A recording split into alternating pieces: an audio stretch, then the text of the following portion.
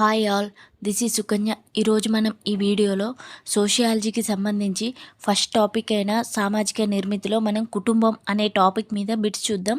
మనం చదివిన తర్వాత బిట్స్ ప్రాక్టీస్ చేయడం వల్ల మనం ఏం చదివామనేది, ఎలా క్వశ్చన్ ఎలా ఇస్తున్నారు, మనం చేయగలుగుతున్నామా లేదా అనేది మనల్ని మనం అంచనా చేసుకోవడానికి బిట్స్ ప్రాక్టీసింగ్ అనేది చాలా బాగా ఉపయోగపడుతుంది. So already silent features of sociology and caste మీద వీడియో చేశాను. నెక్స్ట్ ఈరోజు మనం కుటుంబం గురించి బిట్స్ అన్ని చూద్దాం. వాటికి సంబంధించి టోటల్ ఎక్స్ప్లెనేషన్ బ్రీఫ్గా ఇవ్వడానికి ట్రై చేస్తాను. వీడియోలోకి వెళ్ళే ముందు మీరు కనుక ఫస్ట్ టైం నా ఛానల్ని విజిట్ చేస్తున్నట్లయితే ఖచ్చితంగా సబ్స్క్రైబ్ చేసుకోండి. చూస్తున్న ప్రతి ఒక్కరు లైక్ చేయండి. మీరు లైక్ చేయడం వల్ల ఈ వీడియో ఎక్కువ మందికి రీచ్ అవుతుంది, నాకు ఎంకరేజ్మెంటింగ్గా ఉంటుంది. వీడియోలోకి వెళ్తే ఫస్ట్ క్వశ్చన్ వచ్చేసి, ఈ క్రింది వానిలో సరి అయినది. ఇక్కడ మనం సరి అయినది అడుగుతున్నారా సరికానిది అడుగుతున్నారా అని చూసుకోవాలి. ఆప్షన్స్ వచ్చేసి, సమాజ నిర్మాణ ప్రమాణం కుటుంబం, కుటుంబ వ్యవస్థకు పునాది వివాహం, మానవుని మొదటి పాఠశాల కుటుంబం, కుటుంబ వ్యవస్థ విశ్వవ్యాప్తం. ఇవన్నీ కరెక్టే. సో మనకి సమాజం నిర్మాణానికి ఫస్ట్ ప్రమాణం కుటుంబాలు అన్నీ కలిస్తే ఒక వంశాలన్నీ కలిస్తే కులాలు, ఇలా మనకి జాతులు అన్నీ ఏర్పడడం జరుగుతుంది. ఫస్ట్ ప్రాథమిక ప్రమాణం ఏంటి? కుటుంబం. మనకి ఇంకొకటి గుర్తుపెట్టుకోవాలి, కుటుంబంలోనే మన అనే ఫీలింగ్ ఎక్కువ ఉంటుంది, మన ఇంట్లో వాళ్ళు కాబట్టి. మనకి ఆల్రెడీ గ్రూప్ 2లో ప్రీవియస్ క్వశ్చన్, మన అనే ఫీలింగ్ ఎక్కడ కనిపిస్తుంది అనేది ప్రీవియస్ క్వశ్చన్. సో మనకి కుటుంబంలో మన అనే ఫీలింగ్ కనిపిస్తుంది. సో సమాజ నిర్మాణ ప్రమాణం వచ్చేసి కుటుంబం కరెక్ట్ ఆన్సర్. కుటుంబ వ్యవస్థకు పునాది వివాహం జరగడం వల్లే భార్య భర్త పిల్లలు ఫ్యామిలీ అనేది ఏర్పడడం జరుగుతుంది కాబట్టి వివాహమే ఫస్ట్. మానవుని మొదటి పాఠశాల కుటుంబం.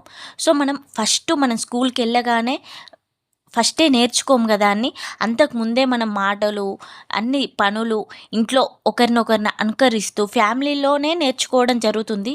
సో మనం సామాజీకరణ చెందడానికి ఫస్ట్ ప్లేస్ వచ్చేసి కుటుంబానికే ఇవ్వడం జరిగింది.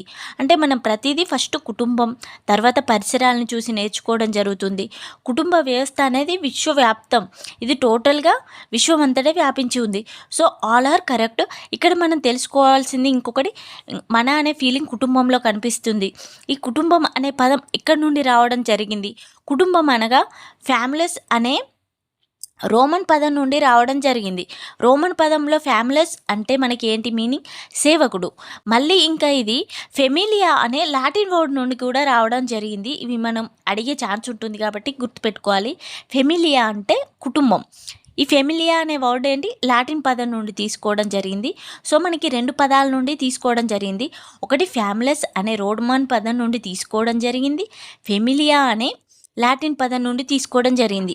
ఆల్రెడీ మనం క్యాస్ట్, సైలెంట్ ఫీచర్స్ అవి చెప్పేటప్పుడు మనకి క్యాస్ట్ అనే పదం ఎక్కడి నుండి తీసుకోబడింది? కాస్టా అనే స్పానిష్ పదం నుండి తీసుకోవడం జరిగింది. కాస్టా అనే స్పానిష్ పదం కాస్టస్ అనే లాటిన్ పదం నుండి తీసుకోబడింది. నెక్స్ట్ సోషియాలజీ అనే పదం మనకి ఎక్కడి నుండి తీసుకోబడింది? సొసైటీస్ అనే లాటిన్ పదం నుండి తీసుకోబడింది. ఇది సోషియస్ అనే ఫ్రెంచ్ పదం నుండి తీసుకోవడం జరిగింది. అలా మనకి ఇది ఒక్కటి చూసాం కాబట్టి దీనికి రిలేటెడ్ ప్రీవియస్ మనం చదివినవి కూడా గుర్తు చేసుకొని చదవడం వల్ల మనకి ఎక్కువ గుర్తుంటుంది. నెక్స్ట్ క్వశ్చన్ వచ్చేసి, కుటుంబ లక్షణాలను సొసైటీ అనే గ్రంథంలో వివరించింది. ఆప్షన్స్ వచ్చేసి మాండెల్బామ్, ఎంఎన్ శ్రీనివాస్, మైకోవర్, జిఎస్ గర్యే. దీనికి సొసైటీ అనే గ్రంథ రచయిత ఎవరు? మైకోవర్. ఇతను కుటుంబానికి సంబంధించి 8 లక్షణాలను వివరించడం జరిగింది. నెక్స్ట్ క్వశ్చన్ వచ్చేసి, సమిష్టి కుటుంబం ప్రయోజనం కానిది. ఇక్కడ కానిది అడిగారు కాబట్టి మనం ఇలా క్వశ్చన్ చదివేటప్పుడు ఇక్కడ అయింది అని కన్ఫ్యూజ్ అయ్యి మనకి తెలిసిన వాటికి కూడా మిస్టేక్ చేసే ఛాన్స్ ఉంటుంది. కొంచెం క్లారిటీగా చదువుకోవాలి మనం చదివేటప్పుడు, ఇలా మార్క్ చేసుకోవాలి ఒక్కోసారి. ఆప్షన్స్ వచ్చేసి సాంఘిక భద్రత, సోమరితనం, సాంప్రదాయాల పరిరక్షణ, వ్యవసాయ కమతాలు పెద్దవిగా ఉండడం. సమిష్టి కుటుంబం అంటే ఏంటి? మనకి అసలు ఒక జనరేషన్లో 3 జనరేషన్ల కన్నా ఎక్కువ మంది జీవిస్తే దాన్ని సమిష్టి కుటుంబం, ఉమ్మడి కుటుంబం అనడం జరుగుతుంది. అక్కడ ఒకరికొకరు సామాజిక భద్రత ఉంటుంది. ఇప్పుడు ముసలి వాళ్ళకైనా, చిన్న పిల్లలకైనా, ఇంకా జాబర్స్ లేని వాళ్ళకైనా అందరికీ సాంఘిక భద్రత ఉండడం జరుగుతుంది కుటుంబంలో. సంప్రదాయాల పరిరక్షణ, సంప్రదాయాలను ఒకరినొకరు అనుకరిస్తూ కాపాడడం జరుగుతుంది. వ్యవసాయ కమతాలు అంటే ఉమ్మడి ఆస్తులు ఉండవడం వల్ల వ్యవసాయ కమతాలనేవి పెద్దగా ఉండడం జరుగుతుంది. ఇక్కడ సోమరితనం అనేది ఉండదు. సో, మనకి ఇక్కడ కానిది అడిగారు కాబట్టి ఆప్షన్ బి వచ్చేసి ఆన్సర్. మనకిక్కడ సమిష్టి కుటుంబం వల్ల ప్రతికూలతలు కూడా ఉండడం జరుగుతుంది.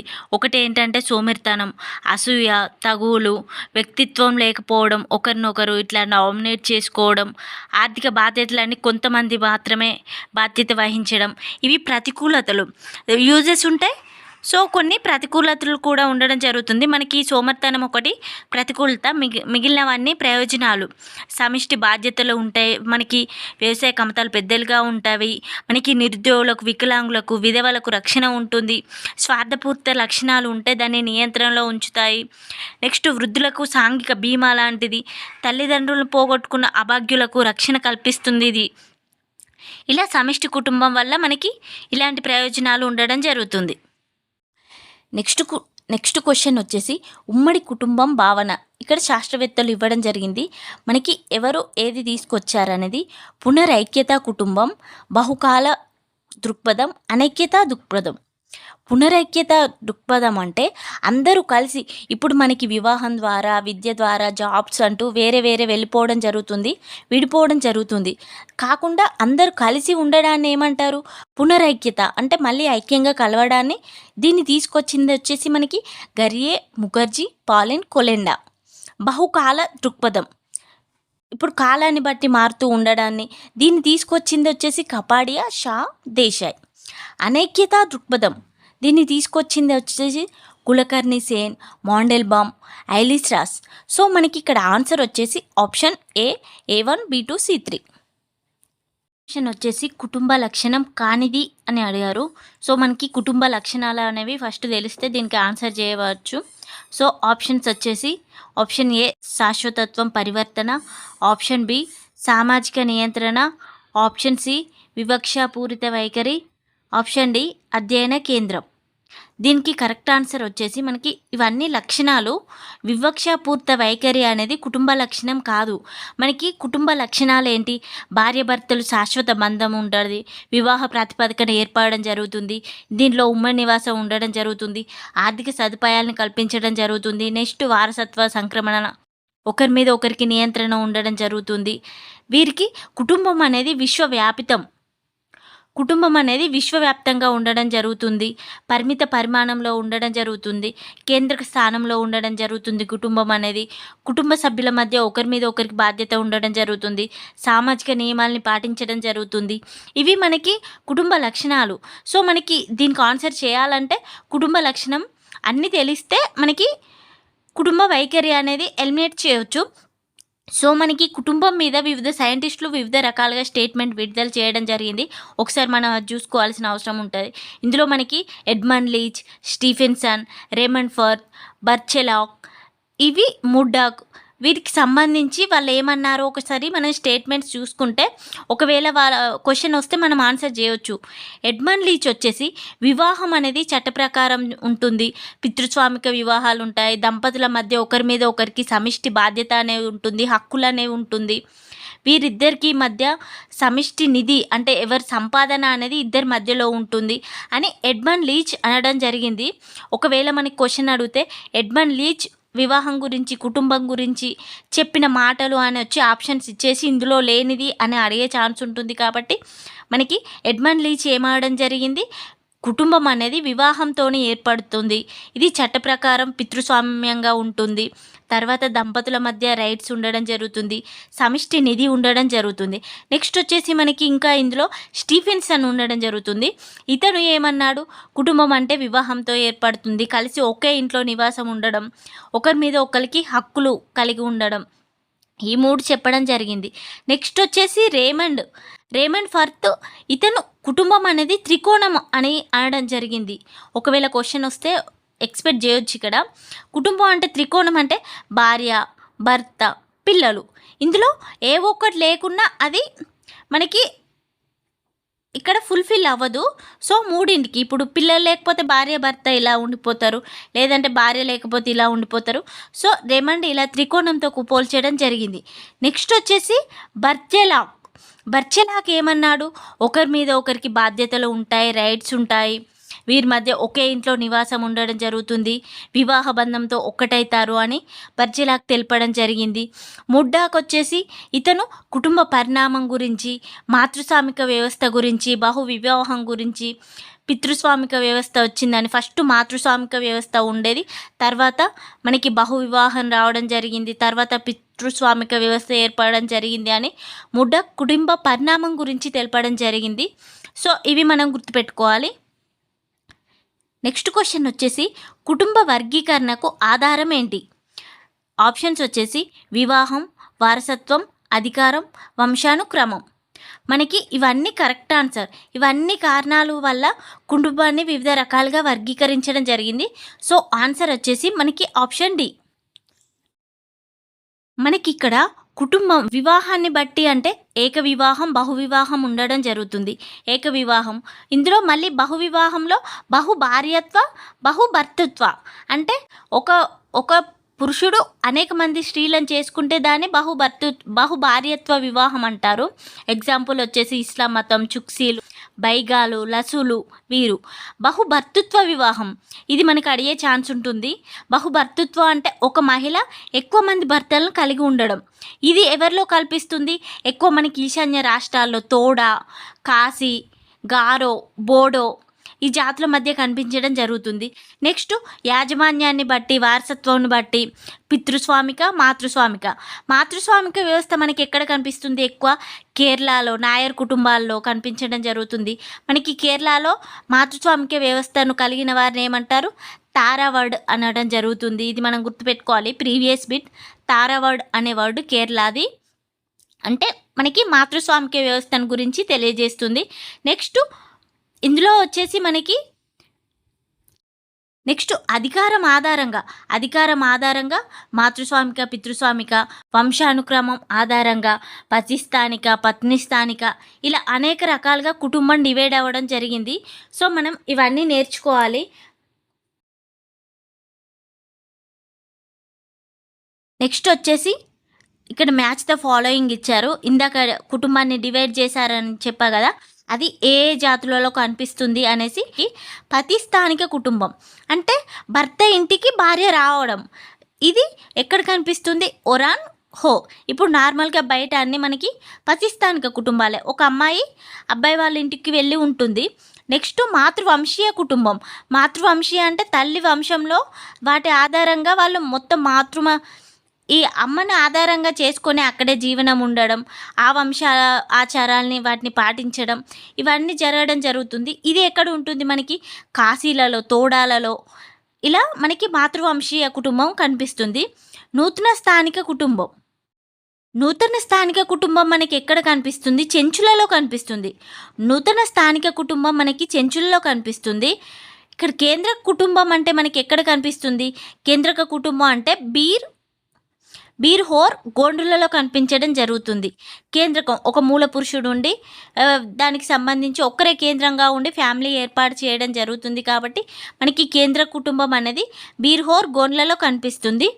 పతిస్థానిక కుటుంబం ఒరాన్ హోలో కనిపిస్తుంది. మాతృవంశీయ కుటుంబం వచ్చేసి కాశీలలో, తోడాలలో కనిపించడం జరుగుతుంది. నూతన స్థానిక కుటుంబం వచ్చేసి చెంచుల్లో కనిపిస్తుంది. అంటే నూతన స్థానిక అంటే భార్యాభర్త నూతనంగా వివాహం చేసుకున్న తర్వాత అటు అమ్మ వాళ్ళ ఇంటికి, ఇటు అత్తమ్మ వాళ్ళ ఇంటికి ఎవరింటికి వెళ్లకుండా వాళ్ళే నూతనంగా కుటుంబాన్ని ఏర్పాటు చేసుకోవడం జరుగుతుంది. దాన్ని నూతన స్థానిక కుటుంబం చెంచుల్లో కనిపిస్తుంది. మనకి ఇక్కడ ఆన్సర్ వచ్చేసి option D, A1, B3, C2, D4. Question వచ్చేసి జీపీ మర్డోక్ బ్రిటిష్ కొలంబియాలోని హైదా అను సమూహంలో ఏ కుటుంబ వ్యవస్థపై పరిశోధించాడు? పతి స్థానిక విస్తృత కుటుంబం, మాతృల స్థానిక విస్తృత కుటుంబం, పత్ని స్థానిక విస్తృత కుటుంబం, బహుభార్యత్వ కుటుంబం. ఇతను మార్డోక్ మాతృల స్థానిక కుటుంబం గురించి పరిశోధన చేయడం జరిగింది. మాతృల స్థానం అంటే ఏంటి అంటే మేనమామ ఇంట్లో నివాసం ఉండడం, మేనమామ దగ్గర ఉండడాన్ని మాతృల స్థానం అవడం జరుగుతుంది. సో దీనికి ఆన్సర్ వచ్చేసి ఆప్షన్ బి. ఈ మర్డోక్ సైంటిస్ట్ గుర్తుపెట్టుకోవాలి హైదా అను సమూహంలో మనకి. నెక్స్ట్ క్వశ్చన్ వచ్చేసి సరి అయినది అడిగారు, సరికానిది కాదు. ఫస్ట్ ఆప్షన్ వచ్చేసి కేరళలోని నాయర్ కుటుంబంలో పత్ని స్థానిక విస్తృత కుటుంబం కనబడును. కాశీ గారో తెగల్లో పతి స్థానిక విస్తృత కుటుంబం కనబడును. ఇక్కడ మనకి కేరళలోని నాయర్ కుటుంబంలో పత్ని స్థానిక విస్తృత కుటుంబం కనబడును. Correct answer. కాశీ గారో తెగల్లో పతి స్థానిక విస్తృత కుటుంబం కనబడును.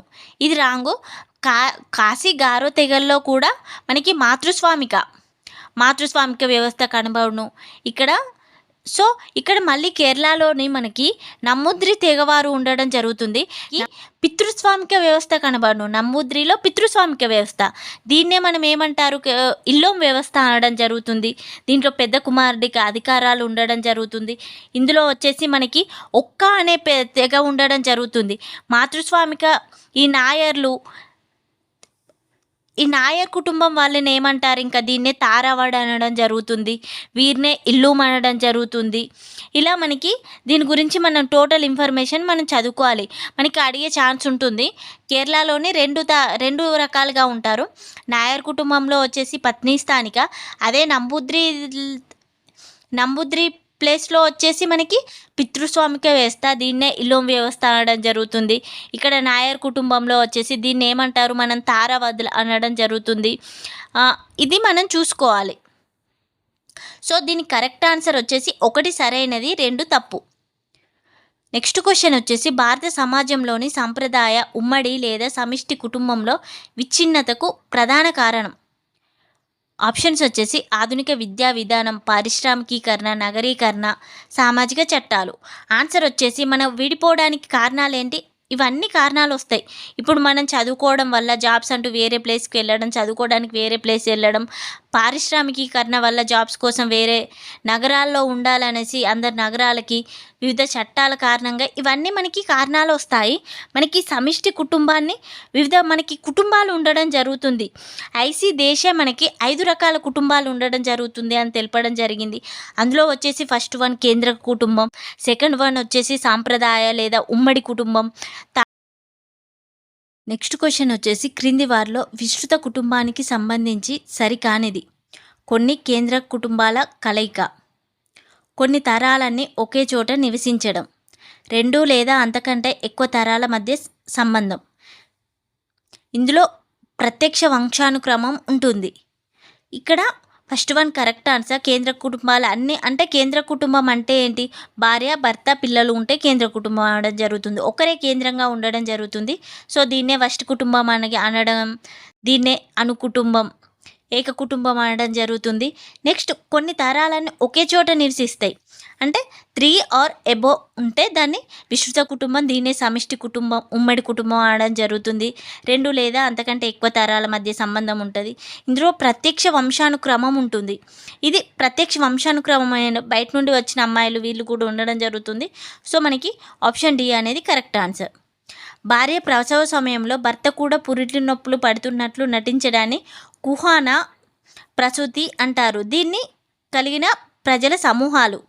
నేను ఇందాక చెప్పా కదా, మాతృవంశీయ కుటుంబం, మాతృస్వామిక వ్యవస్థలో మనకి ఇది రావడం జరుగుతుంది. ఆప్షన్స్ వచ్చేసి కాశీ, తోడాలు, పైరెండు. ఆన్సర్ వచ్చేసి కాశీ, తోడా. ఈ తెగల్లో మాతృభాగస్వామ్యం ఎక్కువ ఉండడం జరుగుతుంది. సో దీనికి వచ్చేసి మనకి కుహానా ప్రసూతి అంటారు. దీన్ని గుర్తుపెట్టుకోవాలి.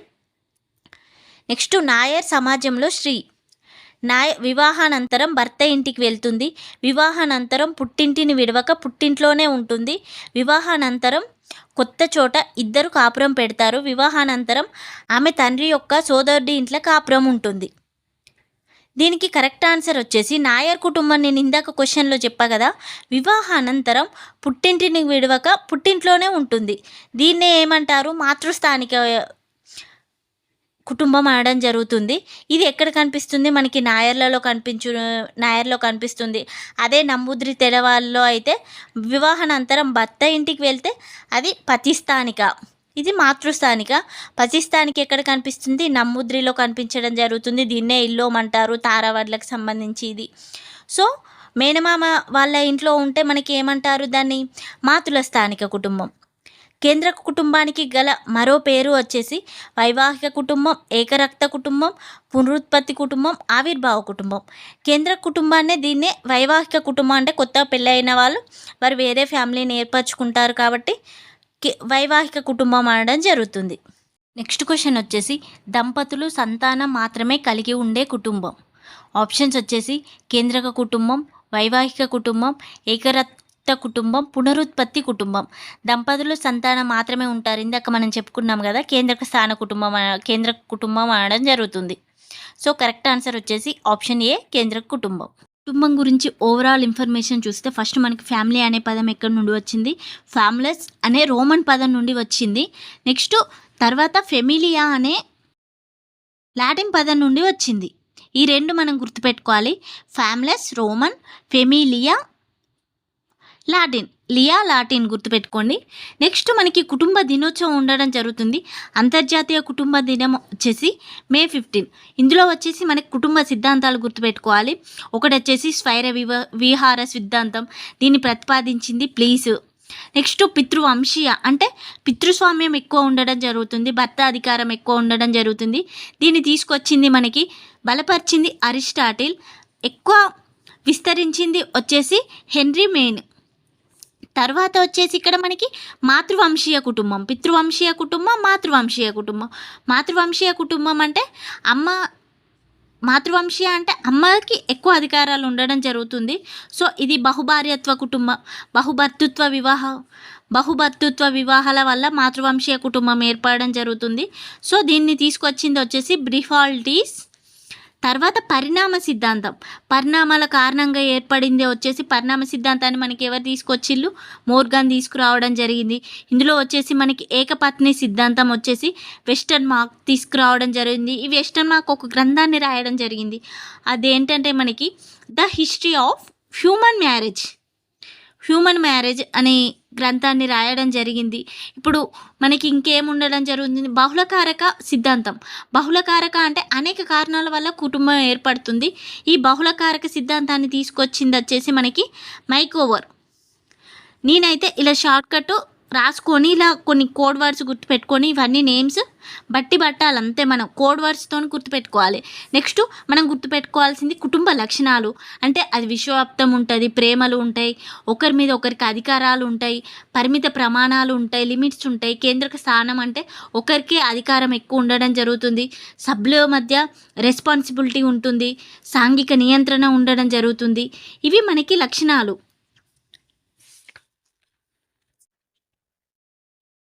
తర్వాత వచ్చేసి మనకి కుటుంబ విధులు ఉండడం జరుగుతుంది. కుటుంబ విధులు అంటే భార్యాభర్తల మధ్య దైహిక అంటే మనకి శారీరక, భౌతిక, సామాజిక విధులు, ఆర్థిక విధులు ఉండడం జరుగుతుంది. నెక్స్ట్ కుటుంబ నిర్మాణం ఎలా ఏర్పడుతుంది మనకు? ఈ నిర్మాణం నుండి ఎక్కువ క్వశ్చన్స్ రావడం జరుగుతుంది. మనకి కుటుంబం నుండి డెఫినెట్గా 1 మార్క్ వచ్చే ఛాన్స్ ఉంటుంది కాబట్టి కొంచెం మనం డీటెయిల్గా చదువుకోవాలి దీన్ని. వివాహం ద్వారా 2 రకాలు, ఏక వివాహం, బహువివాహం ఉండడం జరుగుతుంది. బహువివాహంలో మళ్ళీ 2 రకాలు ఉండడం జరుగుతుంది. బహుభార్యత్వ, బహుభర్తృత్వ. మళ్ళీ వచ్చేసి వంశానుక్రమంగా మనకి 3 రకాలుగా ఉండడం జరుగుతుంది. పితృవంశీయ అంటే ఫాదర్కి ఎక్కువ అధికారాలు, నియంత్రణ కలిగి ఉండడం. మాతృవంశీయ ద్వంద్వ వంశానుక్రమం అంటే ఇద్దరికి అధికారాలు ఉండడం. ఇలా మనకి వీటికి ఎగ్జాంపుల్ గుర్తుపెట్టుకోవాలి. మనకి మాతృవంశీయాన్ని తీసి గుర్తుపెట్టుకోవాలి. నెక్స్ట్ నివాసం ఆధారంగా వచ్చేసి మనకి పతిస్థానిక అంటే వీరికి ఎగ్జాంపుల్ ఒరాన్, హో. నెక్స్ట్ వచ్చేసి మనకి ఇంకేముండడం జరుగుతుంది? పత్ని స్థానిక, ఇది ఎక్కువసార్లు అడగడం జరిగింది, కాశీలలో కనిపించడం జరిగింది. తర్వాత ద్విస్థానిక అంటే కొన్నిసార్లు భార్య ఇంట్లో, కొన్నిసార్లు భర్త ఇంట్లో, వారి అమ్మ వాళ్ళ ఇంట్లో, అత్తమ్మ వాళ్ళ ఇంట్లో ఉండడం. నెక్స్ట్ వచ్చేసి నూతన స్థానిక అంటే భార్యాభర్తలు వేరే మ్యారేజ్ అవ్వగానే వేరే ప్లేస్కి వెళ్ళి కొత్తగా నివాసాన్ని ఏర్పరచుకుంటే దాన్ని నూతన స్థానిక. ఇది చెంచుల్లో కనిపిస్తుంది. సో మనకి ఇక్కడ ఎన్ని రకాలు వస్తున్నాయి? వివాహం ఆధారంగా, వంశానుక్రమం ఆధారంగా, నివాసం ఆధారంగా, నెక్స్ట్ అధికారం ఆధారంగా కూడా ఉండడం జరుగుతుంది. పితృమూలక, మాతృమూలక. పితృమూలక అంటే తండ్రి అధికారం ఎక్కువ ఉంటుంది, మాతృమూలక అంటే తల్లి అధికారం ఎక్కువ ఉండడం జరుగుతుంది. నెక్స్ట్ వారసత్వ సంక్రమణ ద్వారా అంటే ఇందులో మాతృవంశీయ, పితృవంశీయ మనకి ఎక్కడ కనిపిస్తుంది? ఇందాక చెప్పా కదా, సంతాలు, ఒరాన్, చెంచులు. ఇవి మాతృవంశీయ అంటే కాశీలు. సో మనకి సభ్యత్వం ఆధారంగా కుటుంబాలు ఉండడం జరుగుతుంది. ఇది మనకి సింగిల్ ఫ్యామిలీస్, ఉమ్మడి కుటుంబాలు. సింగిల్ ఫ్యామిలీస్ అంటే అణుకుటుంబం, ఏక కుటుంబం. ఇప్పుడు ప్రజెంట్ ఉంటున్నాయన్నీ ఇవే కదా మనకి. సో ఇవి ఎక్కడ కనిపిస్తుంది? న్యూక్లియర్ ఫ్యామిలీస్ అంటే చెంచుల్లో, గోండులలో, సవర్లో, బిర్హర్లలో కనిపించడం జరుగుతుంది. సో ఇది మనకి కుటుంబం గురించి ఇన్ఫర్మేషన్. దీని గురించి మనం టోటల్ చదువుకుంటే ఒక బిట్ చేసే ఆన్సర్ ఉంటుంది కాబట్టి ఇదంతా క్విక్ రివిజన్ ఇచ్చా. నాకు రివిజన్ అవుతుంది అనే ఉద్దేశంతో నేనంతా మనం చదివిన దానికి ఎక్స్ప్లెయిన్ చేసిన దానికి చాలా డిఫరెన్స్ ఉంటుంది. సో అందుకే నేను ఈ వీడియోస్ చేస్తున్నాను. కనుక మీకు యూస్ఫుల్ అనిపిస్తే ఖచ్చితంగా సబ్స్క్రైబ్ చేసుకోండి, లైక్ చేయండి. Thank you for watching.